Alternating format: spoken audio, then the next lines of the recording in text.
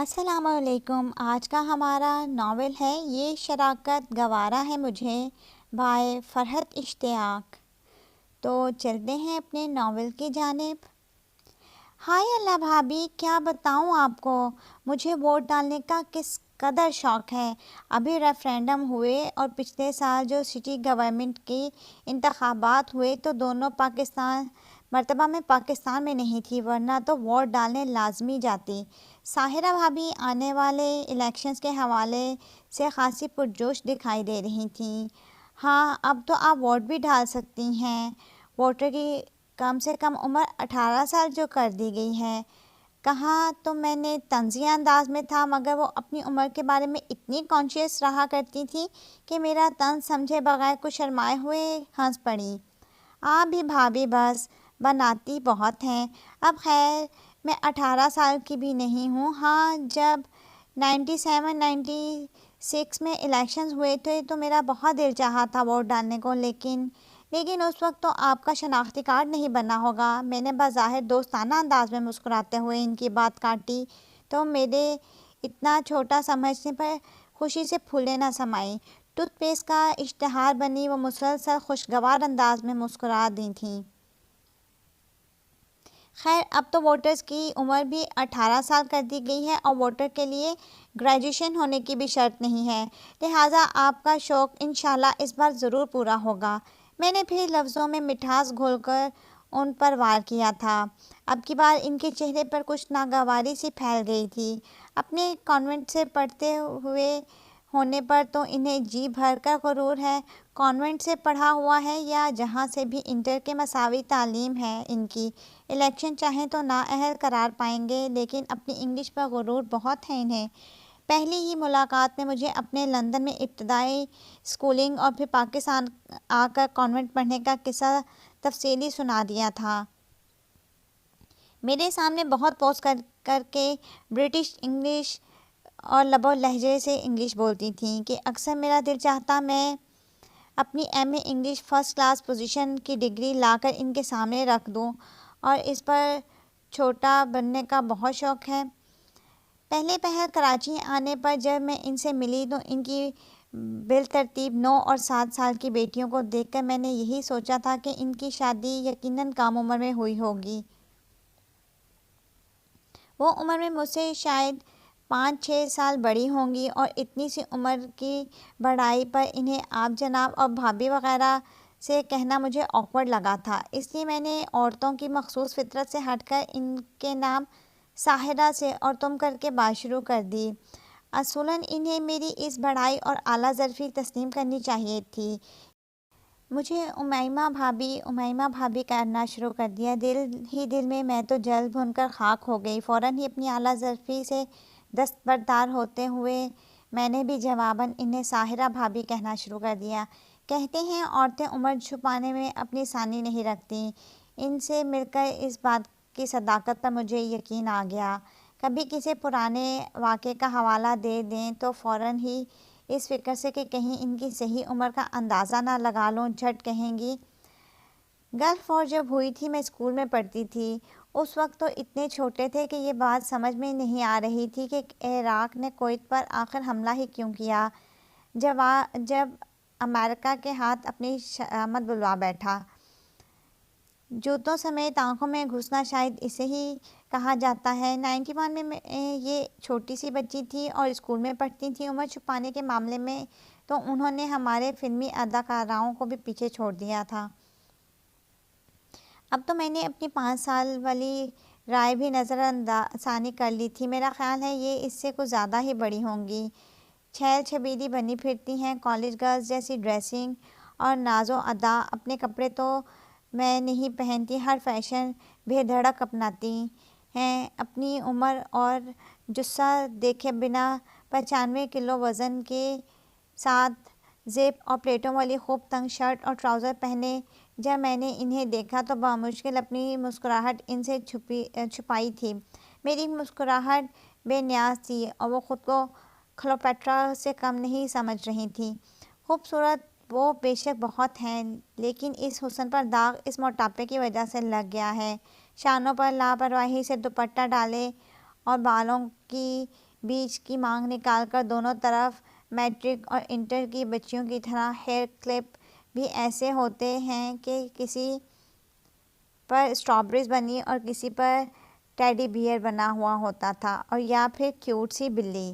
شروع میں حیران بھی ہوتی تھی اور مجھے ہنسی بھی آئی، مگر پھر آہستہ آہستہ ان کا پرابلم میری سمجھ میں آ گیا کہ واقعی وہ خود کو 18 سے اوپر ماننے کو تیار نہیں ہیں۔ ساحرہ بھابھی میرے برابر والے فلیٹ میں رہتی تھیں۔ اسامہ کی کراچی پوسٹنگ ہوئی تو میرے لیے یہ بہت بڑی خوشخبری تھی۔ ساس نندوں کو بھگتنا کوئی آسان کام نہیں۔ میں تو 6 سال یا 6 مہینوں میں ہی تانگ آ گئی تھی۔ ساس میری ایسی مکار اور چالاک خاتون ہے کہ کیا بتاؤں، اوپر سے بیٹے پوری طرح اماں کے کنٹرول میں ہیں۔ میری کیا مجال کہ کبھی پلٹ کر ان کو کوئی جواب دے سکوں، بات بات پر روک ٹوک تنقید۔ ایسے میں سسرالیوں سے پیچھا چھڑانے کا سن کر میرا دل باغ باغ ہو گیا۔ مجھے خوشی خوشی کراچی جانے کی تیاری کرتا دیکھ کر اسامہ بڑی بے مروتی سے بولے، تم کہاں کی تیاری کر رہی ہو؟ میں کراچی اکیلا جا رہا ہوں، ممی کی طبیعت ٹھیک نہیں ہے، ہیرا کی اپنی کالج کی پڑھائی اور مصروفیت ہے، ایسے میں کوئی تو ہو ان کے پاس۔ میرا دل جل کر خاک ہو گیا۔ ماں باپ کی سکھائی تہذیب اور مروت آڑے آ گئی، ورنہ پوچھتی کہ کیا مجھے اپنی ممی کی خدمت کے لیے لے کر آئے ہو، اور گھر میں موجود نوکر کیا مر گئے ہیں، اور سب سے بڑے خادم میرے سسر جو بیگم کے آگے اف تک نہیں کرتے۔ پتہ نہیں بڑی بی نے بیٹوں کے ساتھ ساتھ میاں کو بھی کس طرح قابو میں کر رکھا ہوا ہے۔ مجال ہے ان کی مرضی کے بغیر پتہ بھی ہل سکے۔ میرے منہ پھلانے اور ناراض ہونے کا اسامہ نے رتی بھر نوٹس نہ لیا۔ نہ آیا ہمیں اپنی ساس کی طرح میاں کو قابو کرنا اور اپنے اشاروں پر چلانا۔ حالانکہ شادی کے شروع کے دنوں میں اسامہ کو بڑا اور رومانٹک قسم کا انسان سمجھتی تھی، لیکن ہنی مون پیریڈ ختم ہوتے ہی میری یہ خوش فہمی بھاپ بن کر اڑ گئی۔ میں جو یہ سمجھا کرتی تھی کہ شادی کے اولین دنوں کی طرح وہ ساری زندگی جادو ہیں تیرے نینا گا کر گزاریں گے، قطعاً غلط ثابت ہوا۔ اب تو انہیں سوائے مجھ میں عیب نکالنے کے، وقت بے وقت رعب جمانے کے کچھ نہ آتا تھا۔ ناچار دل پر پتھر رکھ کر خاموش ہو گئی۔ میری ناراضگی کی وجہ سے وہاں پرواہ کسے تھی؟ لیکن اماں نے بیٹے کو یوں ہی تھوڑی قابو میں کر رکھا تھا۔ جب اچھی طرح بیٹے کے ہاتھوں اس حوالے سے میرا دل جلوا چکیں تو از خود ہی بیٹے کے پیچھے لگ گئیں کہ اکیلے کیسے رہو گے، امیمہ کو بھی ساتھ لے جاؤ، نئی شادی ہوئی ہے، وہاں خوب گھومنا پھرنا۔ میری بات کی تو کوئی ویلیو ہی نہیں تھی، لیکن امی کا حکم کیسے نہ ٹالا جاتا۔ ساتھ ساتھ امی کی شان میں قصیدے بھی میرے سامنے خوب پڑھے، جو بہو کا اتنا خیال رکھتی ہیں۔ مجھے کراچی لے جا کر گویا میرے اوپر ایک احسان کیا گیا تھا۔ اپنے اوپر کیے جانے والے اس احسان کے باوجود میں اسامہ کے ساتھ جانے پر بہت خوش تھی۔ وہاں ہم دونوں اکیلے ہوں گے، کوئی بھی ان کے کان بھرنے والا نہیں ہوگا۔ 2-3 مہینوں میں ہی انہیں ممی کے اثر سے نکال دوں گی۔ اسامہ کی جاب بھی بہت شاندار تھی۔ ان کی فرم کی طرف سے انہیں کراچی کے پوش علاقے میں فرنشڈ اپارٹمنٹ ملا تھا، بما گاڑی۔ الگ گھر میں رہنے کی حسرت کس لڑکی کو نہیں ہوتی؟ میں تو قیمتی ساز و سامان سے سجا سجایا گھر دیکھ کر خوشی سے پاگل ہی ہو گئی تھی۔ حالانکہ اسلام آباد میں میرے سسرالی گھر بھی بہت شاندار اور بڑا تھا، مگر وہاں میرا دل جلانے کے لیے ہر وقت ساس جو موجود ہوا کرتی تھی۔ یہاں تو میں اپنی مرضی سے رہوں گی، اپنی مرضی سے سوؤں گی، اپنی مرضی سے اٹھوں گی، اپنی مرضی سے کھانا پکاؤں گی۔ لیکن وائے افسوس، میری قسمت میں اپنی مرضی کی زندگی گزارنا ہی نہیں لکھا تھا۔ ممی نہیں تھی تو ان کا بیٹا ان کی کمی پورا کرنے کو سارا وقت مجھے نچائے رکھتا تھا۔ کبھی کبھی تو اسامہ مجھے اپنی ساس کی فوٹو کاپی لگتے تھے۔ میرا سونا، آرام کرنا سب انہیں زہر لگتا تھا۔ کبھی جو اس بات کا لحاظ کر بھی لیں کہ بیگم میری اتنی میٹھی اور گہری نیند سو رہی ہے تو چلو خود ہی ناشتہ بنا کر آفس چلا جاؤں۔ چیخ چلا کر مجھے جگایا جاتا، ساتھ ساتھ لان تان بھی کی جاتی کہ رات ہی ان کے کپڑے وغیرہ کیوں نہ رکھ دیے تھے نکال کر۔ ناشتہ صاحب بہادر کی مرضی کا ہونا چاہیے، ورنہ ایسی باتیں سننے کو ملتی کہ توبہ بھلی۔ اور تو اور جوتے بھی پالش کروانا پڑتے۔ پکی نوکرانی سمجھا ہوا تھا انہوں نے مجھے۔ اس پر اکثر پھوہڑ عورت اور جاہل عورت کے القابات سے بھی نوازا جاتا اور یہ القابات صبح سویرے آفس سے لیٹ ہونے کی صورت میں سخت عیش کے عالم میں دیے جاتے تھے۔ ہماری شادی کسی افیئر کا نتیجہ نہیں جو میں ان کے بدلے رویوں پر کوڑوں کہ پہلے تو میرے ساتھ بہت پیار بھری باتیں کرتے تھے، اور ویسے تو شادی محبت کر کے کی جاتی ہے یا بغیر محبت کے، بعد کے حالات تو دونوں صورتوں میں ایک ہی قسم کے ہوتے ہیں۔ سیدھی سادی ارینجڈ میرج ہے ہماری۔ میری بڑی نند عظمیٰ آپی نے ایک محفل میلاد میں مجھے دیکھا تھا، اپنے لائق فائق اور ہینڈسم بھائی کے لیے پسند کر لیا، انہیں اپنے بے شمار خوبیوں کے مالک لاڈلے بھائی کے لیے جو پوری طرح ماں اور بہنوں کے کہنے میں تھا، ایک بھولی بھالی اور سیدھی سادھی لڑکی کی تلاش تھی، اور مجھ معصوم کی شکل میں ان کی یہ خواہش پوری ہو گئی۔ ان لوگوں کی مکاریاں دیکھ کر تو اب میں سوچتی ہوں کاش اسامہ کی کسی تیز اور چلاک لڑکی سے شادی ہوئی ہوتی، 4 دن میں ان سب کو تکنی کا ناچ نچا دیتی۔ میری جیسی بے زبان اللہ میاں کی گائے جسے جس کا جو دل چاہے کہہ دے کا یہاں گزارا نہیں ہونے والا تھا۔ ہمیں کراچی آئے ہوئے تیسرا دن تھا جب ایک روز دوپہر کے وقت ساحرہ بھابھی مجھ سے ملنے چلی آئیں۔ وہ میری ان سے پہلی ملاقات تھی۔ پہلی ملاقات میں ہی خاتون مجھے اچھی خاصی چھچھوری لگی تھی۔ نیا شہر، یہاں کی جگہوں اور لوگوں سے واقفیت حاصل کرنے کے لیے کسی نہ کسی سے تو دوستی کرنی ہی پڑنی تھی، اس لیے ان کی بہت سی عادتیں مجھے ناپسند ہونے کے باوجود انہیں برداشت کر لیا۔ اتفاق کی بات ہے کہ ساحرہ بھابھی کے شوہر اسامہ کے یونیورسٹی فیلو نکلے تھے۔ دراصل اسامہ نے M S C Karachi university سے کیا تھا۔ پڑھائی کی وجہ سے وہ کئی سال کراچی میں رہے تھے، اس لیے انہیں کراچی کے راستوں اور جگہوں سے مکمل شناسائی تھی۔ عدیل بھائی اسامہ پرانے دوست اور واقف کار نکلے تو مزید ہمارے گھرانوں میں قرابت پیدا ہو گئی۔ ساحرہ بھابھی کے ساتھ میں نے کراچی کے مختلف شاپنگ سینٹرز وغیرہ کا دورہ کیا، گھر کے لیے ضرورت کی خاص چیزیں اکٹھی خرید لیں۔ وہ بھاؤ تاؤ بھی ٹھیک ٹھاک کر لیا کرتی تھیں، ورنہ مجھے تو دکاندار سے قیمتیں کم کروانا بھی نہیں آئیں۔ ان کی باتیں اگر آپ برداشت کرنے کا حوصلہ ہے تو پھر ان کے ساتھ کئی فائدے بھی ہیں، اور باتیں ان کی وہی چھچھوری جنہیں میں بامشکل ہضم کرتی تھی۔ میں لندن میں پیدا ہوئی، میری ابتدائی تعلیم وہیں ہوئی، حالانکہ ان کی خود کی انگلش اتنی اچھی ہے لیکن میرے آگے انہیں آکسفورڈ ڈکشنری کی مدد لینا پڑتی ہے۔ وہ عدیل بھائی کا نام نہیں لیتی تھیں، ٹپیکل مشرقی خاتون جو شوہر بیچارے کا ذکر ہر وقت یہ وہ ان کہہ کے کرتی تھیں۔ شادی سے پہلے ہم دوستوں کا گروپ عورتوں کی اس قسم کی جو شوہروں کو اس میں ضمیر سے مخاطب کرتی تھی دل کھول کر مذاق اڑاتے تھے، لیکن شادی کے بعد میں نے ایسی خواتین کا مذاق اڑانا بالکل چھوڑ دیا۔ خود میری ساس کو میرا اسامہ کا نام لینا سخت ناپسند تھا۔ شادی کے ابتدائی دنوں میں انہوں نے مجھے اسامہ کو اسامہ کہنے سے منع کر دیا تھا۔ اب میں بغیر نام لیے آپ جناب کر کے ہی ان سے بات کیا کرتی تھی۔ ہاں، پیچھے میں کسی سے ان کے بارے میں بات کر رہی ہوتی تو کبھی یہ وہ اور ان نہیں کہتی تھی، سیدھا سیدھا نام لیتی ہوں۔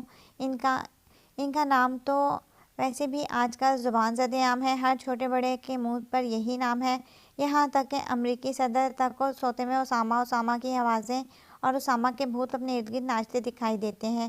ایسے میں اگر میں ان کا نام لے لیتی تو کیا مذائقہ تھا۔ اسامہ نام سے یاد آیا، اسامہ کا ایک دوست امریکہ میں رہتا تھا۔ پچھلے دنوں اس بیچارے کی کمبختی آئی تھی اور اس نے دوست کی محبت میں آ کر ایک مختصر سی ای میل انہیں بھیج دی، جس میں صرف یہ درج تھا: اسامہ، میں خیریت سے ہوں، تم کیسے ہو؟ ابھی ای میل بھیجے آدھا گھنٹہ ہی ہوا تھا کہ ایف بی آر والے اس کے گھر پہنچ گئے۔ بڑی مشکلوں سے بیچارے نے اپنی خلاصی کروائی۔ افواہ میں بھی کہاں سے کہاں نکل گئی۔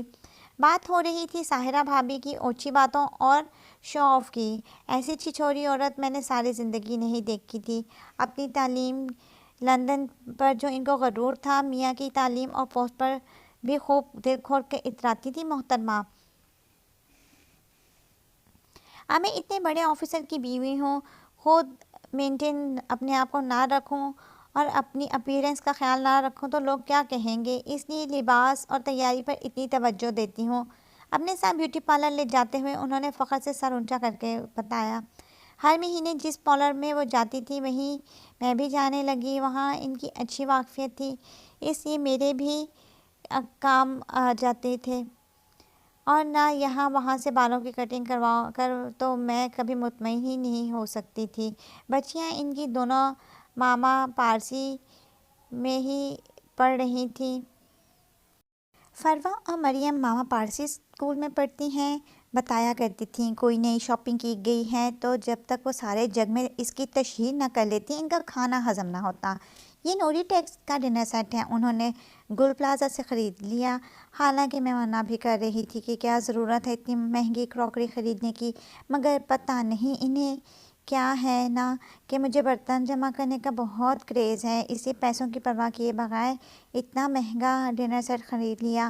اب اس کی قیمت میں آپ کو کیا بتاؤں، آپ خود سمجھدار ہیں، اوریجنل جاپانی ہے اور ڈیزائن بھی بالکل نیا ہے۔ یہ 96 پیسز کا ہے۔ سارے بلڈنگ میں وہ اپنی شاپنگ کا ڈھنڈورا پیٹتی، روزمرہ کے گھریلو استعمال کی اشیاء کو دیکھ کر تو وہ کوئی خاص متاثر نہیں ہوتی تھیں۔ اللہ کا شکر ہے میرے میکے اور اب سسرال میں بھی ضروریات زندگی کی تمام بہترین اور قیمتی اشیاء موجود ہیں، لیکن جب انہوں نے اپنی سالگرہ پر عدیل بھائی کی جانب سے تحفے میں ملنے والی وائٹ گولڈ کی پلیٹینیم جڑی ہوئی انگوٹھی دکھائی تو میرا رشک اور حسد سے برا حال ہو گیا۔ شادی کے اتنے سالوں بعد بھی عدیل بھائی بیگم کے اس طریقے کے نخرے اٹھاتے ہیں، اور ایک میرے شوہر صاحب، انہیں تو ایسی باتیں چونچلے بازی نظر آتی ہیں۔ ابھی پچھلے مہینے ہی میری سالگرہ آئی تو انہوں نے مجھے وش تک نہیں کیا، اور جبکہ ان کی جانب سے شاندار سے تحفے، کینڈل لائٹ ڈنر اور ڈھیر ساری رومانٹک گفتگو کی آس لگائے بیٹھی تھی۔ سالگرہ سے کئی دن پہلے ہی باتوں باتوں میں اپنی ڈیٹ آف برتھ بھی انہیں بتائی تھی۔ خوش فہمی ہی تھی جو میں سمجھی کہ انہوں نے میری سالگرہ کا دن یاد کر لیا ہوگا اور عین سالگرہ والے دن مجھے ضرور وش کر کے سرپرائز دیں گے، مگر وہاں تو وہی صبح میری لاپرواہیوں پر ناراض ہوتے معمول کے انداز میں آفس روانگی ہو گئی تھی۔ کیسا میرا پھوٹ پھوٹ کر رونے کو دل چاہ رہا تھا۔ اگرچہ ماما پاپا اور بہن بھائیوں کے تحائف مجھے بذریعہ کوریئر سروس دوپہر کے وقت مل گئے تھے، شام میں سب نے مجھے فون کر کے وش بھی کر دیا تھا، مگر میرا دل پھر بھی خوش نہیں ہوا تھا۔ رات میں جب ان کی نظر ماما پاپا کے بھیجے گئے تحائف پر پڑی تو انہیں میری سالگرہ یاد آ گئی تھی۔ سوری بھائی، میں تمہیں وش کرنا بھول گیا تھا۔ سچی بات تو یہ تھی کہ میں سالگرہ وغیرہ کے خرافات کو مانتا ہی نہیں، لیکن میرا خیال ہے کہ برتھ ڈے منانا تمہیں اچھا لگتا ہے۔ Any way, happy birth day. ایسا کریں گے کہ کل کہیں باہر ڈنر کر لیں گے اور پھر میں تم کو تمہاری پسند کا کوئی گفٹ بھی دے دوں گا۔ میرا دل جل بھن کر رہ گیا۔ میں نے پھولے منہ سے گفٹ لینے سے انکار اور ڈنر پر جانے سے معذرت کر لی، بجائے شرمندہ ہونے کے الٹا میرے ناراض ہونے پر ہنسنے لگے تھے۔ پھر اگرچہ انہوں نے مجھے شاپنگ بھی کروائی تھی اور باہر کھانا بھی کھلوایا تھا، اور وقتی طور پر میں خوش بھی ہو گئی تھی، مگر جب ساحرہ بھابی نے اپنے کینڈل لائٹ ڈنر اور وائٹ گولڈ کی پلیٹینیم سے سجی ہوئی انگوٹھی رنگ دکھائی اور اس پر ہیرے لگے ہوئے تھے مجھے بتایا تو اپنی کم نصیبی پر مجھے بہت رونا آیا۔ کیسے وہ دونوں میاں بیوی نئے نویلے جوڑے کی طرح ساتھ پھرتے تھے۔ عدیل بھائی جیسے اسمارٹ بندے کو اس گوشت کے پہاڑ کو کہیں ساتھ لے جاتے ہوئے شرمندگی بھی نہیں ہوتی تھی۔ ساحرہ بھابی کی سسرال کراچی میں تھی، وہ خوب لڑ جھگڑ کر وہاں سے شادی کے 1 سال بعد ہی الگ ہو گئیں۔ خود تو خیر کبھی سسرال کی طرح بھٹکی بھی نہیں، لیکن عدیل بھائی کے بھی اپنے ماں باپ سے ملنے کے جانے پر انہوں نے پابندی عائد کر رکھی تھی۔ ساس بیچاری بیٹے اور پوتیوں کی محبت سے مجبور ہو کر یہاں ملنے چلی آتی تو یہ اس کو منہ تک نہ لگاتی، پھر کئی دنوں تک وہ اور عدیل بھائی ناراض پھرا کرتی۔ میں دل ہی دل میں اس بات پر سخت حیران ہوتی تھی، ایسا کون سا تعویذ انہوں نے عدیل بھائی کو گھول کر پلا دیا ہے جو وہ ان کے اشاروں پر ناچتے ہیں۔ دل میں میرے خود بہت رہتی تھی، دل چاہتا تھا اس راز کی بات پہ پوچھوں، آخر وہ کون سا نسخہ ہے جس کی مدد سے شوہر کو غلام بنایا جاتا ہے۔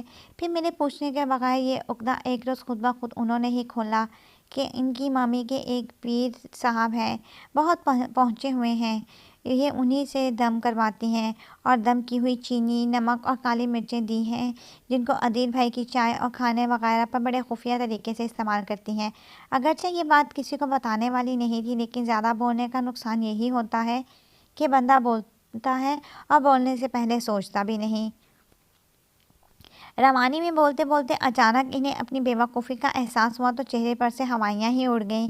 پھر اپنی جھیپ کو مٹانے کے لیے کافی دیر تک اس بات کا اپنا ہی مذاق قرار دینے کی کوشش کرتی رہیں، لیکن خیر میں نے بھی کوئی کچی گولیاں نہیں کھیلی تھیں، جھوٹ اور سچ میں فرق کر سکتی تھی۔ تب میری بات سمجھ میں آئی کہ عدیل بھائی کو کاٹ کا الو انہوں نے کیسے بنایا ہوا ہے۔ بے ساختہ دل چاہا کہ ان سے ان کے پیر کا راز پوچھ ہی لوں اور پتہ پوچھ کے وہاں پہ پہنچ جاؤں۔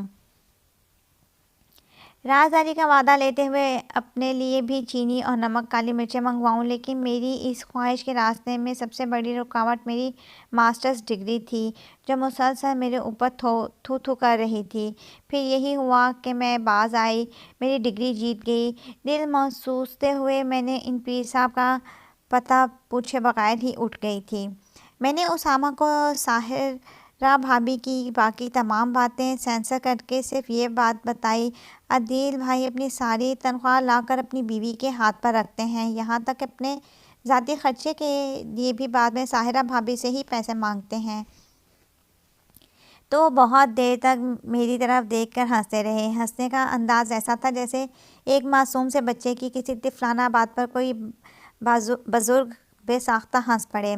میں ان کی ہنسنے بلکہ اپنا مذاق اڑانے والی بات پر چڑ گئی تھی۔ اگر کوئی عورت یہ سمجھتی ہے کہ اسے اپنے شوہر کی تنخواہ اور تمام تر آمدنی کا بالکل ٹھیک ٹھیک پتہ ہے تو پھر وہ یقیناً احمقوں کی جنت میں رہتی ہے۔ آپ کا مطلب ہے عدیل بھائی اتنے سیدھے نہیں جتنے نظر آتے ہیں، لیکن میں آپ کو بتاؤں، باہر لوگوں کے ساتھ ڈیلنگ میں وہ جتنے بھی تیز ہوں، گھر میں ساحرہ بھابھی کے آگے ان کی ایک نہیں چلتی۔ ساحرہ بھابھی کی مرضی کے بغیر وہ اپنے والدین تک سے نہیں ملتے۔ میں نے جھنجھلائے ہوئے انداز میں ان کی تردید کی، لہجے میں بہت ساری حسرتیں اور اپنی تقدیر کی ستم ظریفی پر ماتم بھی شامل تھا۔ کاش میری ساحرہ بھابھی جتنی خوش نصیب ہوتی، وہ تو واقعی اس میں بامسمی ہیں۔ بڑا سوچ کر ان کے ماں باپ نے ان کا نام رکھا ہے۔ دوپہر میں نماز اور کھانے سے فارغ ہو کر بجائے سونے کے میں ساحرہ بھابھی کے گھر آ گئی۔ بیل بجانے پر دروازہ فروا نے کھولا۔ السلام علیکم امیمہ اپی، اس نے گرم جوشی سے مجھے سلام کیا اور اندر آنے کے لیے راستہ دیا۔ شروع میں فروا اور مریم مجھے آنٹی اور اسامہ کو انکل کہہ کے پکارتے تھے۔ ویسے تو خیر مجھے چھوٹا بننے کا شوق نہیں تھا، لیکن جب ان کی ماما میرے برابر کی بلکہ مجھ سے بھی چھوٹا بننے کی کوشش کر رہی تھی تو میں کیوں مروت برتوں۔ میں نے ایک دو دفعہ میں ہی انہیں کہہ دیا کہ آنٹی نہیں، آپ بھی کہا کرو۔ جو ہی ان دونوں نے مان لی میری بات، اسامہ کو البتہ اپنے انکل کہلوائے جانے پر کوئی اعتراض نہیں ہوا، لہٰذا اب بھی انکل ہی کہلائے جاتے تھے۔ ماما نہا رہی ہیں، مجھے لاؤنج میں لا کر بٹھاتے ہوئے فروا نے بتایا۔ مریم بھی وہیں بیٹھی تھی۔ وہ دونوں میری آمد سے قبل یقیناً ٹی وی دیکھنے میں مصروف تھیں۔ میں نے ساحرہ بھابھی کا انتظار کرتے ہوئے وقت گزاری کے لیے ان کے ساتھ ٹی وی دیکھنا شروع کر دیا۔ کیبل والے نے اپنے چینل پر رتک کی کہو نہ پیار ہے لگائی ہوئی تھی۔ فلم میں ان دونوں کی دلچسپی قابل دید تھی۔ امیمہ آپی، یہ مریم ہے نا، اس نے کہو نہ پیار ہے پوری 15 بار دیکھی ہے۔ آپ کہیں سے کوئی بھی ڈائلاگ پوچھ لیں، یہ آپ کو آگے کا ڈائلاگ فوراً سنا دے گی۔ فروا نے بہن کی قابلیت کی مجھ پر دھاک بٹھانے کی کوشش کی۔ ماں ماما کی اسکولنگ پر راتیں نہیں تھکتی اور بچیوں کا حال دیکھو، میں نے دل میں سوچا۔ میری سب فرینڈز کو رتک بہت پسند ہے۔ میری ایک فرینڈ کو تو اتنا پسند ہے کہ جب اس نے شادی کی تو مارے غم کے وہ 3 دن اسکول ہی نہیں آئی۔ مریم نے بڑے مزے سے مجھے بتایا، واقعی یہ پکی ماں کی پکی اولادیں ہیں۔ سچ ہی تو کہتے ہیں لوگ، جیسی ماں ویسی بیٹی، آگے جا کر خوب ماں کا نام روشن کرے گی صاحبزادیاں۔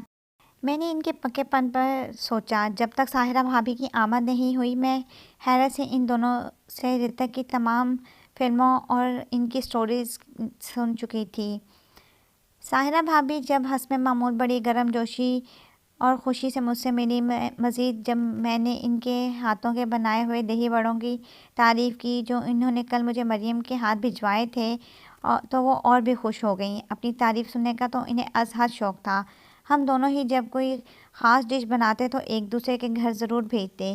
اس میں کوئی شک نہیں تھا کہ ان کی کوکنگ بہت اچھی تھی۔ ماش کے دہی بڑے تو وہ بہت ہی مزے کے بناتی تھیں۔ میں ایک عرصے سے سیکھنا چاہ رہی تھی مگر کوئی سکھانے والا نہیں مل رہا تھا۔ کھانا میرے میکے میں بہت اچھا اور خوش ذائقہ پکتا تھا۔ کھانے بنانے کے وہاں سب شوقین تھے، لیکن ہمارے گھر میں دہی بڑے کبھی نہیں بنے تھے۔ دہی پھلکیوں کو ہی دہی بڑے کا نام دے دیا جاتا تھا۔ سسرال میں آئی تو ساس کے پکائے کھانوں کی سارے زمانے میں واہ واہ تھی۔ میں نے شاہی ٹکڑے اور ماش کی دال کے دہی بڑے ان سے سیکھنا چاہے تو انہوں نے کہا، ابھی نہیں نئی دلہن ہو، ابھی میرے ہاتھ کا پکا ہوا کھا لو، سیکھنے کے لیے تو ساری عمر پڑی ہے، کہہ کر انہوں نے مجھے ٹال دیا۔ یہ صاف ظاہر تھا کہ وہ مجھے سکھانا نہیں چاہتی۔ اپنے گن مجھے سکھائے تو پھر بیٹا کس طرح ہاتھ قابو میں آئے گا۔ یہاں اسامہ کو سارا وقت ممی کے کھانوں کی ہی تو یاد آتی رہتی تھی۔ میں کتنا بھی جان مار کر کھانا پکا لوں، مجال ہے کہ جو منہ سے ایک تعریفی جملہ نکل جائے، خود سے ہمت کر کے پوچھ لوں، ہاں ٹھیک پکا ہے، کہہ کر میرا دل توڑ دیا جاتا۔ کبھی کبھی تو بغیر لحاظ کے میرے منہ پر کھانے کی خامیاں بھی بتا دی جاتی۔ پرسوں میں نے ان کی فرمائش پر جھینگوں کی بریانی پکائی، بڑی مشکلوں سے خوب محنت کر کے اور کئی گھنٹے کچن میں برباد کر کے، اور حاصل کیا ہوا، دوسرے ہی نوالا لے کر انہوں نے پلیٹ پیچھے کر دی۔ اس میں سے ہینگ آ رہی ہے۔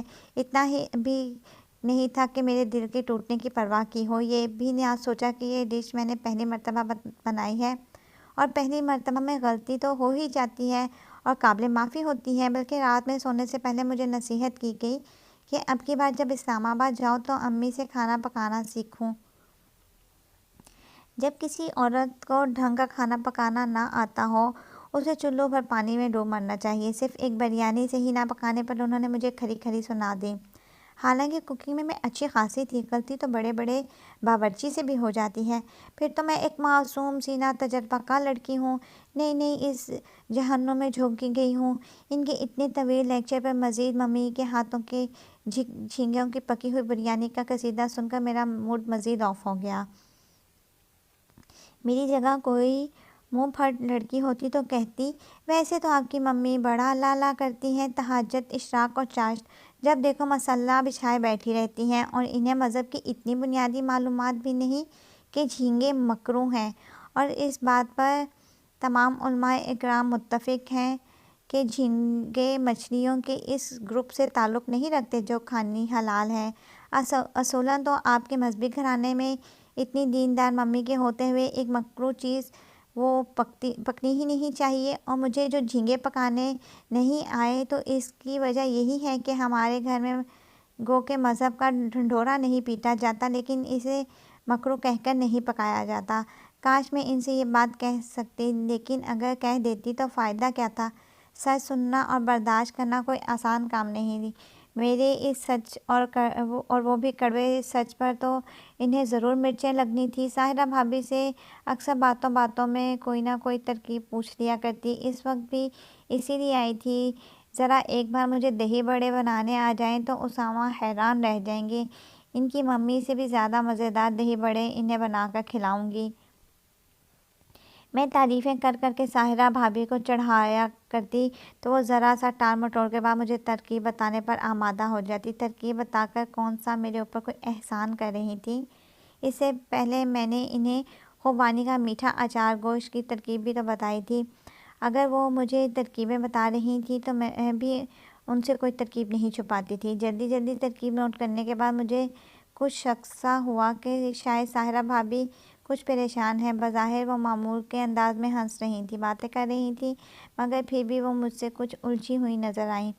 اور تو اور آج گفتگو انہوں نے کسی بات پر بھی اپنے اتنے بڑے آفیسر بیوی ہونے، لندن میں پیدا ہونے اور اپنی اسکولنگ وہیں ہوئی تھی، اور فروا کی ماما جو انگلش کی ٹیچر ہے وہ بھی میری انگلش سے امپریس نظر آتی ہے، قسم کا کوئی جملہ نہیں کہا تھا، اور یہ بات خاصی تشویشناک تھی۔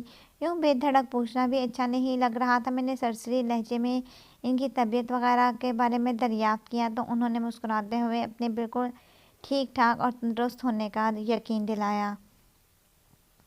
میں مزید اصرار نہیں کر رہی تھی، اس لیے چائے پی کر اور ترکیب نوٹ کر واپس گھر آ گئی۔ मैं बड़ी ही आस भरी निगाहों से उसामा की तरफ देख रही थी। अब वो कोई तारीफ़ी जुमला कहेंगे, ज़्यादा ना सही कम से कम यही कह दें, उमैमा आज तुमने खाना बहुत अच्छा पकाया है। इससे ज़्यादा की उम्मीद तो मैं उनसे रखती भी नहीं थी। वो उन मर्दों में से थे जो इस बात पर यकीन रखते थे कि ज़्यादा तारीफ़ें और सताइशी कलमात बीवियों का दिमाग ख़राब कर देते हैं। लिहाजा बीवी को इन की औकात में रखने के लिए कम से कम तारीफ़ और ज़्यादा से ज़्यादा तनकीद करनी चाहिए।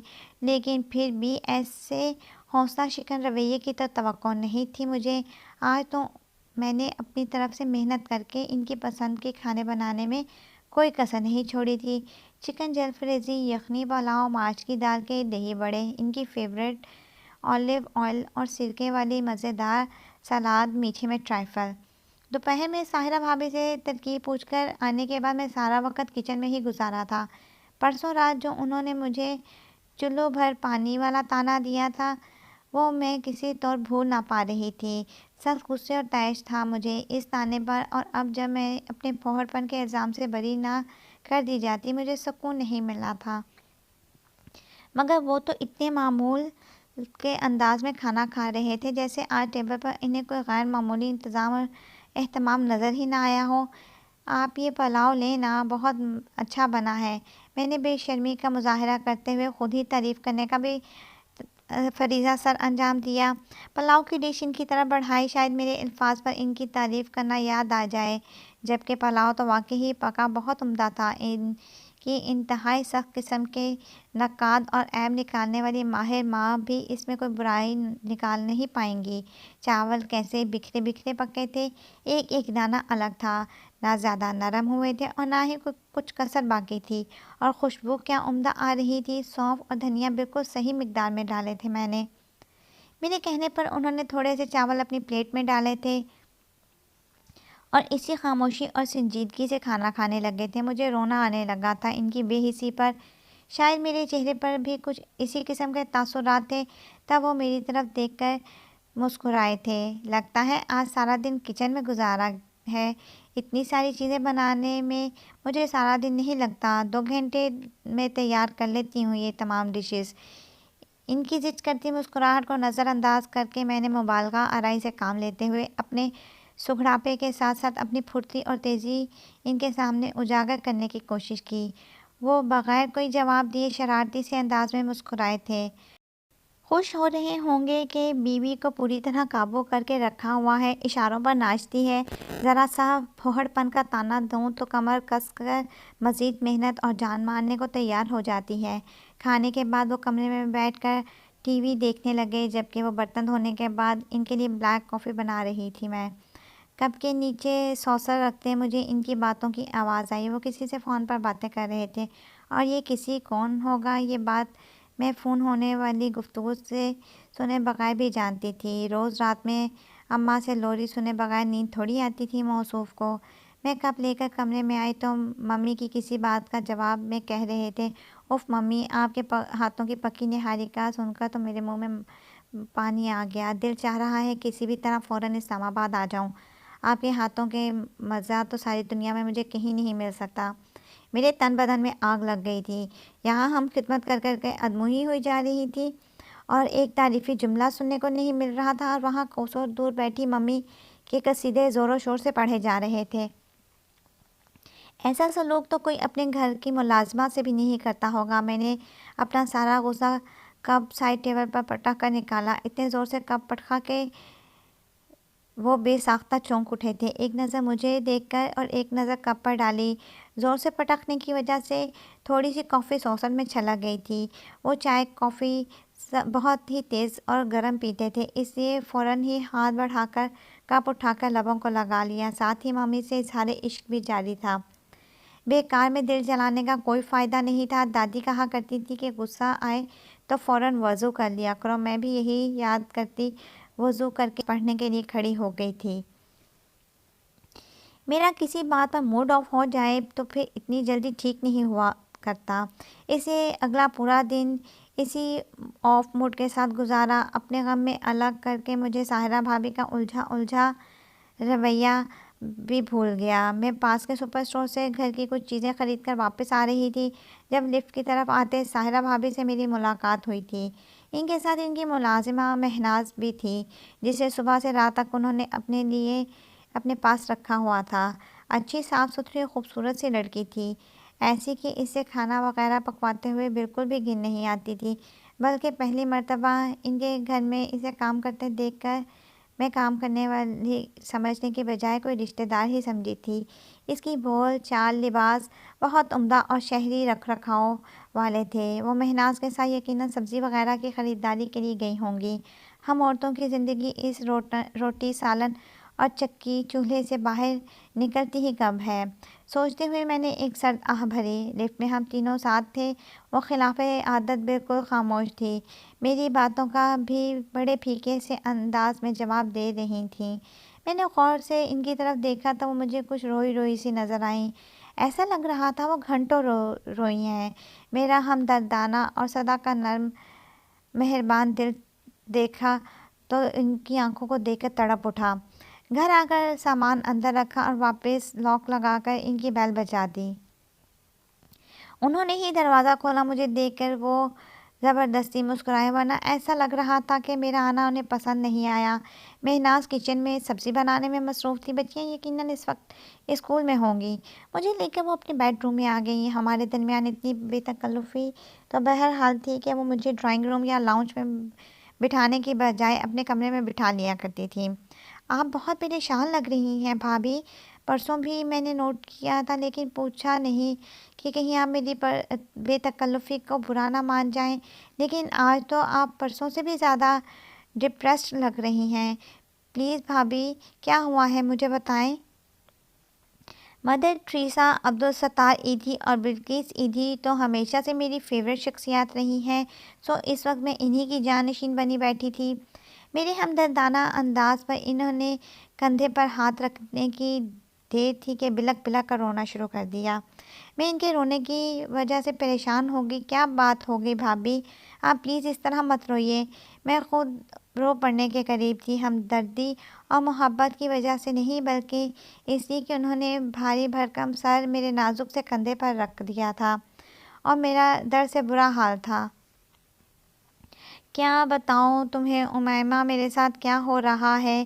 درد، غم اور کرب و بلا میں مبتلا انہوں نے میرے نام سے اور تم کہہ کر مخاطب کیا۔ دکھ میں شاید انسان کے منہ سے سچ نکلنا ہی شروع ہو جاتا ہے، غالباً اللہ یاد آنے لگتا ہے، اس لیے ان کے بالآخر مجھے اپنے سے چھوٹا تسلیم کرنے کے لیے جانے مجھ پر کیا خوشی ہوئی تھی کہ میں پھولے نہیں سما رہی تھی۔ اسی خوشی میں میں نے ان ہمٹی ڈمٹی جیسے وجود کا بوجھ جو اس وقت میرے اوپر پڑا تھا بھی خوشی خوشی برداشت کر رہی تھی۔ عدیل مجھے اس طرح دھوکہ دیں گے میں نے کبھی سوچا بھی نہیں تھا۔ آج تو کایا ہی پلٹ دن تھا۔ یہ وہ ان اور فروا کے پاپا کی جگہ عدیل بھائی کو عدیل کہہ رہی تھیں اور نام لینے میں مٹھاس یا محبت نہیں بلکہ غم غصہ بھرا تھا۔ آپ آرام سے ٹیک لگا کر بیٹھ جائیں بھابھی، آخر میں یہ بوجھ کب تک برداشت کرتی۔ چنانچہ بڑی محبت سے ان کی کمر کے پیچھے گھاؤ تکیہ لگا کر ان کا بوجھ خود پر سے ہٹا کر گھاؤ تکیے پر منتقل کیا۔ وہ میرے کہنے پر اس طرح زور و شور سے روئیں، ٹیک لگا کر بیٹھ گئیں، میرا تجسس کے مارے برا حال تھا۔ لیکن زیادہ کریدنا اور ایکسائٹمنٹ کا مظاہرہ میں نہیں کر سکتی تھی۔ وہ کہیں گی میں اتنے غم میں مبتلا ہوں اور یہ کتنی ایکسائٹڈ ہو رہی ہے۔ عدیل بھائی جیسے بے دام غلام میں نے آخر ایسا کیا کر دیا جو یوں رو رو کر ہلکان ہو رہی تھیں؟ میں نے محبت اور اپنائیت کا اظہار کے طور پر فریج میں سے ان کے لیے پانی نکالا اور پھر خود اپنے ہاتھ سے اصرار کر کے انہیں پلایا۔ دو گھونٹ لے کر ہی انہوں نے میرا ہاتھ پیچھے ہٹا دیا۔ میری ممی کہا کرتی تھیں کہ مرد ذات بڑی خبیث ذات ہے، ساری زندگی اس کے ساتھ گزارو، خدمت وفاداری میں خود کو مٹا لو، لیکن پھر بھی موقع ملنے پر یہ دھوکہ دینے سے چوکے گی نہیں۔ تب میں نے ان کی بات نہ مانی، لیکن آج یقین آ رہا تھا کہ ممی بالکل سچ کہتی تھیں۔ کبھی نہ کبھی عمر کے کسی نہ کسی حصے میں جا کر یہ دھوکہ ضرور دیتے ہیں، بے وفائی ضرور کرتے ہیں۔ کہنے والے نے سچ کہتے ہیں، مرد بیوی کا کبھی نہیں ہوتا، بیوی سے نہ محبت ہوتی ہے، نہ انسیت، نہ خدمتوں اور وفاداریوں کا پاس ہوتا ہے۔ مرد اپنی ماں کا ہوتا ہے یا بیٹی کا، بس عورت کے صرف ان دو رشتوں کے ساتھ وفادار اور مخلص ہوتا ہے۔ بیوی کی تو یہ اوقات ہے کہ دل بھر گیا اور جیب نے اجازت دی تو دوسری لے آئے گا، وہ اپنے آنسو صاف کرتے ہوئے کہہ رہی تھیں۔ عدیل بھائی اور کسی عورت کا چکر میرا دل نہیں مان رہا تھا اس کو۔ میں نے خود اپنی آنکھوں سے انہیں ساحرہ بھابھی کے آگے پیچھے پھرتے اور والہانہ چاہت لٹاتے دیکھا تھا، اور پھر پیر صاحب کی پڑی ہوئی چینی وغیرہ اتنی بے اثر تو نہیں ہو سکتی تھی۔ شک تو مجھے پچھلے کئی مہینوں سے تھا۔ تمہیں پتہ ہے امائمہ، اللہ نے عورت کے دل میں بڑا حساس سا آلہ فٹ کیا ہوا ہے۔ شوہر کوئی گڑبڑ بے ایمانی کرتا ہے تو بیوی کے دل کو فوراً خبر ہو جاتی ہے۔ مجھے بھی میرے دل نے یہ خبر کر دی تھی، لیکن میں اپنے دل کی اس اطلاع پر الٹا اسی کو ڈانٹ ڈپٹ کر رکھ دیتی تھی۔ میرا اندھا یقین ہی مجھے لے ڈوبا۔ اپنے شک اور وہم کو میں گہری نیند سلا کر بڑے مزے میں تھی۔ بظاہر کوئی گڑبڑ بھی نہیں۔ ان کا رویہ میرے اور بچیوں کے ساتھ بالکل ویسا ہی تھا جیسے ہمیشہ ہوا کرتا ہے، البتہ اسے کچھ زیادہ ہی اچھا ہو رہا تھا آج کل۔ وہی ہم لوگوں کو آؤٹنگ پر لے جانا، ہر دوسرے تیسرے دن باہر کھانا کھلانا، شاپنگ وغیرہ کرنا، سب کچھ بہت اچھا تھا۔ ان کے کسی انداز سے کوئی شک نہیں تھا مجھے ہو رہا۔ ایسے میں اپنے دل میں ابھرتے وہم کو میں نے ذرا بھی اہمیت نہ دی، یہاں تک انہوں نے گھر لنچ بھجوانے جانے سے بھی منع کر دیا تو میں نے اسے بھی ان کی محبت اور اپنا خیال رکھا جانا ہی سمجھا۔ کہا بھی انہوں نے مجھے یہی کہ اب ڈرائیور کو لنچ دینے کے لیے گھر نہیں بھیجا کروں گا، تم ویسے بھی گھر کے کاموں میں اتنی مصروف ہوتی ہو، ایسے ہی بوجھ پڑے گا، آفس میں کہیں باہر سے منگوا لیا کروں گا لنچ۔ میں ایسی پاگل اور بیوقوف لڑکی کہ ان کی چالاکی ہی نہ سمجھ سکی۔ لنچ تو روز انہیں اس ڈائن کے ساتھ کسی اچھی جگہ کرنا ہوتا تھا، ایسے میں میرے محبت سے پکا ہوا کھانا کھانے کی کیا ضرورت تھی؟ وہ پھر رونا شروع ہو گئی تھیں۔ میں نے ان کے ہاتھوں میں اپنا ہاتھ رکھا اور تسلی دینے کی کوشش کی۔ کیا پیر صاحب اور ان کے طویل کنڈوں کے باوجود عدیل بھائی کی زندگی میں واقعی ایک عدد ڈائن آ چکی تھی؟ 2-4 دفعہ لنچ ٹائم میں آفس فون کر کے ان کی سیکرٹری نے مجھے بتایا کہ سر تو باہر لنچ کرنے گئے ہیں۔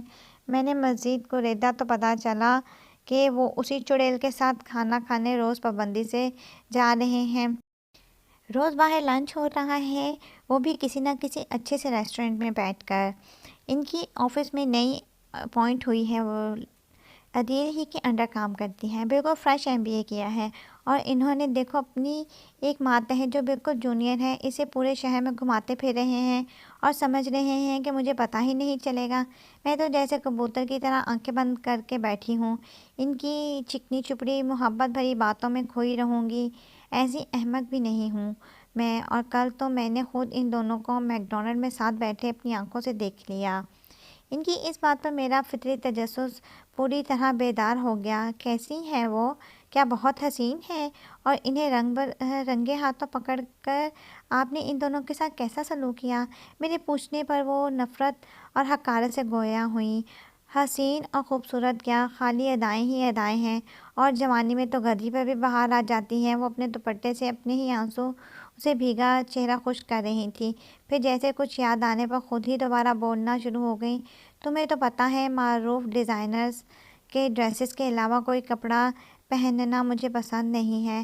عواری، کراچی اور لاہور کے مشہور ڈریسز کی سردیوں کے ڈیزائنز کیے گئے ملبوسات کی نمائش لگی تھی۔ میں فروا اور مریم کو لے کر کل وہیں گئی تھی۔ زیادہ نہیں، بس ایک ہی سوٹ خریدا میں نے 15,000 کا۔ واپسی پر فروا اور مریم پیچھے لگ گئیں کہ میک ڈونلڈ چلیں گے، انہیں ہی لے کر میں گئی تھی وہاں۔ ہم لوگ ابھی اندر نہیں گھسے تھے کہ سامنے والی میز پر عدیل اور وہ حرافہ بیٹھی آمنے سامنے ایک دوسرے کو پیار بھری نظروں سے دیکھ رہے تھے۔ کیا پیار بھری نگاہوں سے ایک دوسرے کی طرف دیکھا جا رہا تھا بچیوں کے سامنے، اور وہ بھی کسی پبلک پلیس پر؟ کیا سین کریٹ کرتی، اس لیے انہیں بہلا پھسا کر خاموشی سے واپس پلٹ گئی۔ عشق کی پینگیں بڑھاتے انہوں نے تو میری طرف دیکھا بھی نہیں تھا۔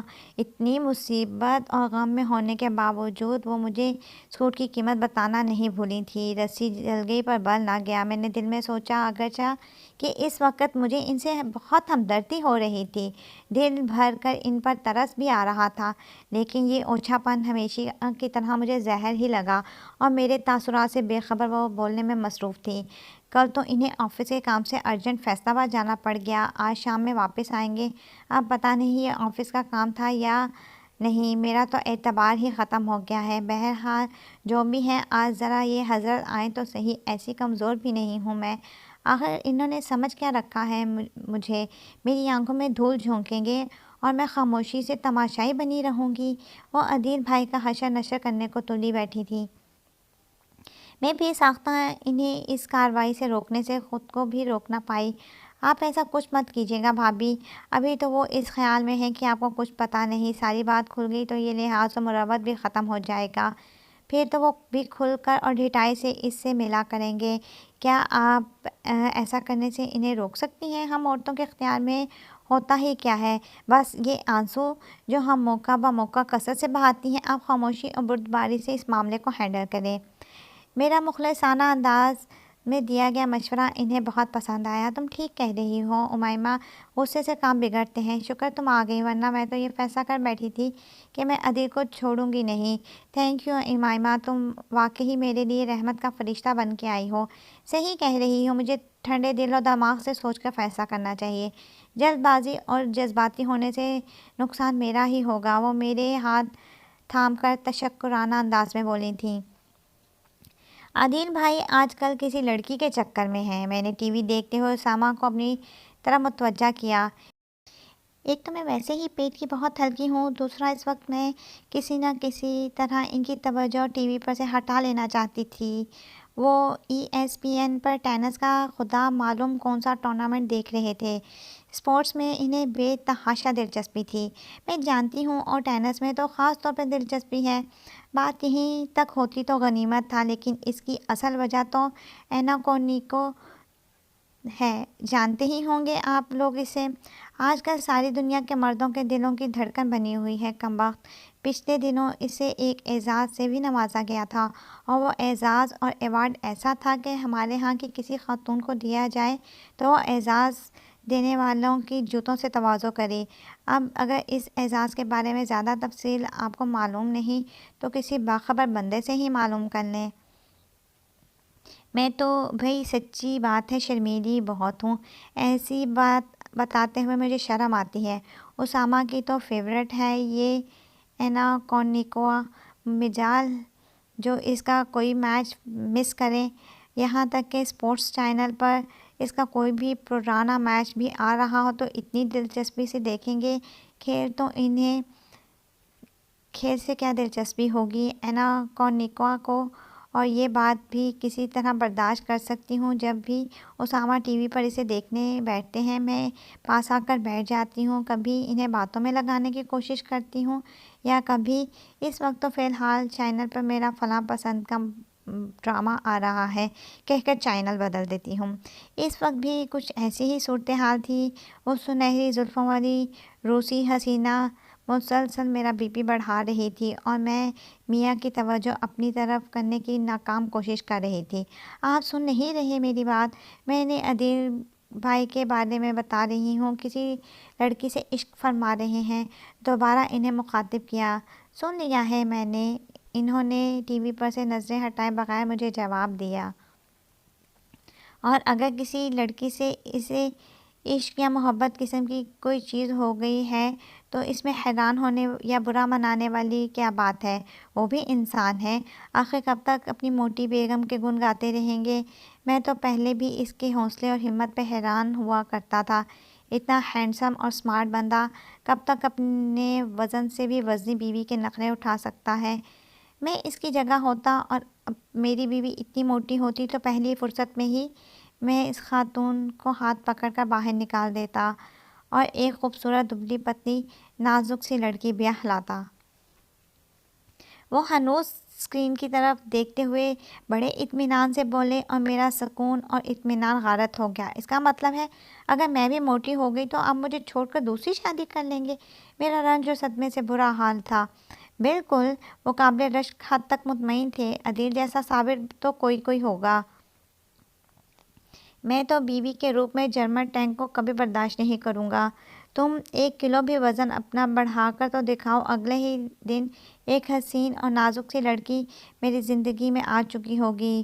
وہ ذرا بھی مروت برتنے بغیر صاف گوئی سے بولے تھے، ابھی تو خیر فکر کی کوئی بات نہیں، میں بہت سلم اور نازک سی ہوں، لیکن آنے والے وقت کا کسے پتہ، اگر جو کل کو میرا وزن تھوڑا بہت بھی بڑھ گیا تو یہ تو مجھے گڈ بائی کہنے پر ایک لمحہ نہیں لگائیں گے۔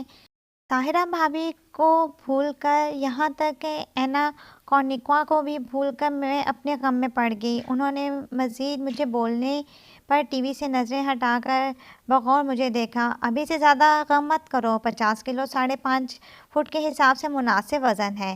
فی الحال تم سے زیادہ خوبصورت اور سلم لڑکی میرے ارد گرد دوسری کوئی بھی نہیں ہے۔ بڑے دنوں بعد انہوں نے مجھے خوبصورت کہا تھا۔ میرا مرجھایا ہوا دل پھر بھی خوش نہ ہو پایا تھا، کیونکہ بات تو فی الحال کی تھی، یعنی آگے گنجائش نکل سکتی ہے۔ اگر کوئی مجھ سے زیادہ خوبصورت اور نازک اندام مل گئی تو؟ میں نے شاکی نظروں سے ان کی طرف دیکھا۔ بالکل سچ کہہ رہا ہوں یار، کسی خوبصورت لڑکی کی طرف دیکھوں تو بھی اس کی خوبصورتی کے پوائنٹس تم سے کم نکلتے ہیں۔ وہ زیادہ ہی خوشگوار موڈ میں تھے، ورنہ میری ایسی تعریف کرنا تو انہوں نے خطبہ حرام قرار دیا ہوا تھا۔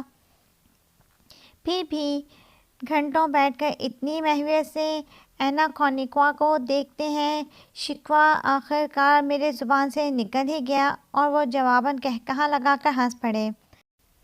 ایک عورت ہونے کے ناطے یہاں عورت سے مراد کم عمر سی لڑکی یعنی میں امیمہ ظہیر ہوں۔ میں طاہرہ بھابھی کا غم اپنے دل کی گہرائیوں سے محسوس کر رہی تھی۔ ان کی سابقہ تمام اوچھی باتوں کو بھلا کر میں اس وقت صحیح معنوں میں ان کی ہمدرد اور غم گسار بنی بیٹھی تھی۔ میرے مشورے پر عمل کرتے ہوئے انہوں نے عدیل بھائی سے کوئی جھگڑا تو نہیں کیا، بلکہ اس طرح شو کیا جیسے انہیں میاں کے کرتوتوں کے بارے میں کوئی علم ہی نہیں ہے۔ اسامہ کے ان کے موٹاپے پر دیے جانے والے کمنٹس نے مجھے ایک نئی سوچ دی تھی۔ میں اگلے ہی روز اسامہ کے آفس جاتے ہی ان کے گھر آ گئی۔ وہ میرے خلوص اور میرے لیے اتنی فکر مندی پر ہلکا سا مسکرائی تھی، ورنہ آج کل تو مسکراہٹ ان کے پاس سے بھی نہیں پھٹکتی تھی۔ زندہ دلی سے قہقہے لگانے والی وہ خوش باش خاتون چند ہی دنوں میں مرجھائی اور برسوں کی بیمار نظر آ رہی تھیں۔ میرا مشورہ انہوں نے بہت توجہ سے سنا۔ آپ ماشاءاللہ اتنی خوبصورت ہیں، بس ذرا سا اپنا وزن کر کم دیکھیں تو اس ڈائن سے زیادہ ینگ اور خوبصورت نظر آئیں گی۔ آپ ان کے بچوں کی ماں ہیں، اتنی آسانی سے تو وہ آپ سے پیچھا نہیں چھڑوا سکتے، بس ذرا تھوڑی سی ہمت اور کوشش کریں، یہ بازی آپ جیت ہی جائیں گی۔ میں انہیں قائل کرنے کی کوشش کر رہی تھی، وہ مجھے دل سے نفی میں سر ہلا رہی تھی۔ اگر میں خوبصورت، سلم اور کم عمر نظر آؤں گی، بس تب اتنی محبت مجھے کریں گے؟ جس روز خوبصورتی کے اس پیمانے سے کم نظر آئی تو ان کے دل سے اتر جاؤں گی۔ ایسی غرض میں لپٹی محبت مجھے نہیں چاہیے۔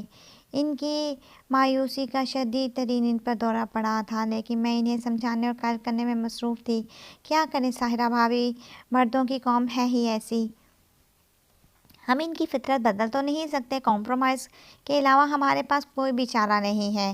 آپ ان تمام مایوسی بھرے خیالات کو اپنے ذہن سے نکال دیں اور میرے ساتھ چلیں، وہاں ایروبکس یا یوگا کلاسز میں داخلہ لے لیں، وہیں سے آپ کو ڈائٹ پلان بھی مل جائے گا۔ انشاءاللہ 15 روز میں ہی تھوڑا بہت فرق نظر آنا شروع ہو جائے گا۔ آپ کی تو ہائٹ بھی اچھی خاصی ہے، ذرا سا بھی کم کر لیں گی تو بہت دبلی نہ صحیح لیکن خاصی سلم ضرور نظر آئیں گی۔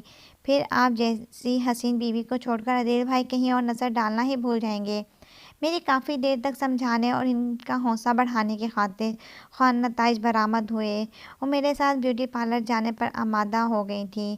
وہاں ان کا داخلہ کروا کر اور پھر واپسی پہ سارا راستہ انہیں کھانے پینے میں احتیاط برتنے کا سمجھانے کے بعد میں گھر واپس آ گئی تھی۔ ایک نیک کام کرنے کے بعد دل کو بہت سکون ملا تھا، کسی کا گھر برباد ہونے سے بچا لیا تھا۔ یہ بہت بڑی نیکی تھی۔ میری جگہ کوئی بھی مزہ لینے والی عورت ہوتی تو بجائے غصہ ٹھنڈا کرنے کے اور کوئی ایسا مشورہ دینے کے جھگڑے کو ہوا دیتی، ان کا غصہ بھڑکاتی۔ نتیجتاً یہ دونوں میاں بیوی باہمی جھگڑتے، لڑائی جھگڑے، چیختے چلاتے نظر آتے۔ اللہ کی عطا ہے، اس نے مجھے اتنا نرم دل بنایا، ہمدردی، رحم کے جذبے مجھ میں اتنے وافر ڈالے۔ ادھر ساحرہ بھابھی کی زوردار ڈائٹنگ اور ایکسرسائز چل رہی تھی، ادھر عدیل بھائی کا اس ڈائن کے ساتھ زوردار عشق۔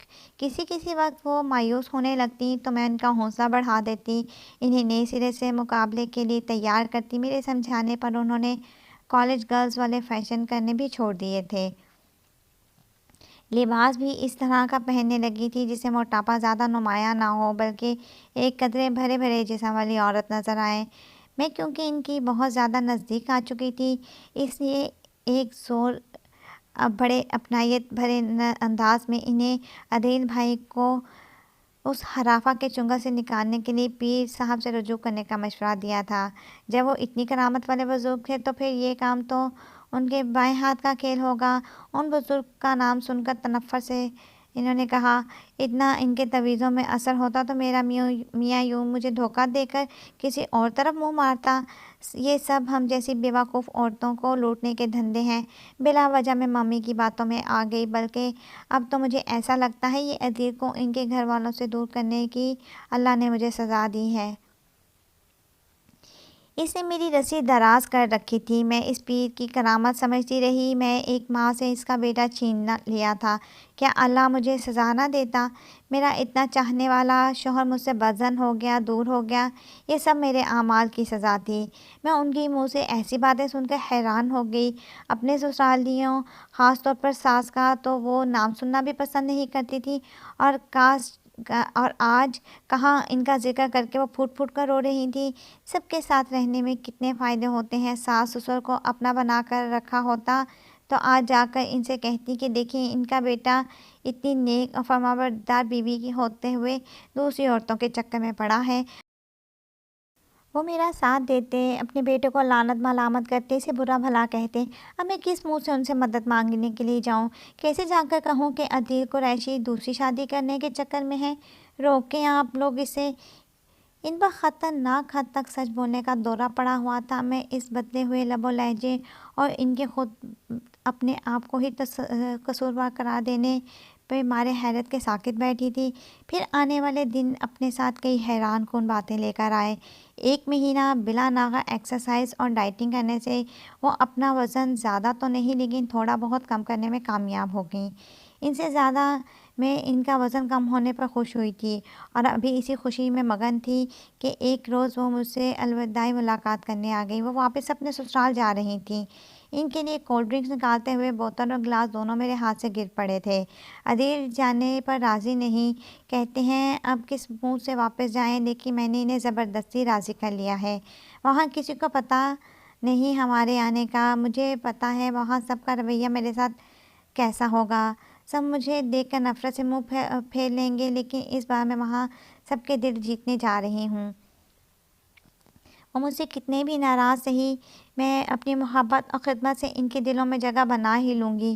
اور تم یہ مت سمجھنا امیمہ کہ میں اچانک بڑی نیک پروین بن گئی ہوں۔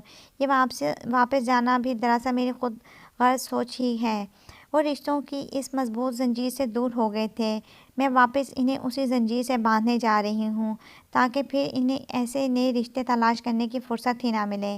میں شوہر کو کسی کے ساتھ شیئر نہیں کر سکتی، وہ اپنے ماں باپ اور بہن بھائیوں سے محبت کرتے تو مجھے برا لگتا تھا، لیکن ساس سسر نندوں اور دیوروں کے ساتھ میں ان کا پیار شیئر کر لوں گی، کسی دوسری عورت کے ساتھ انہیں شیئر کرنے کا تصور بھی نہیں کر سکتی۔ وہ سر سے لے کے پاؤں تک تبدیل ہو گئی تھی، ایک بالکل بدلی ہوئی ساحرہ قریشی میرے سامنے کھڑی تھی، بہت سوبر اور بہت میچیور۔ میں نے نیک تمناؤں اور انہیں ان کے مقصد میں کامیابی کی دعائیں دیتے ہوئے رخصت۔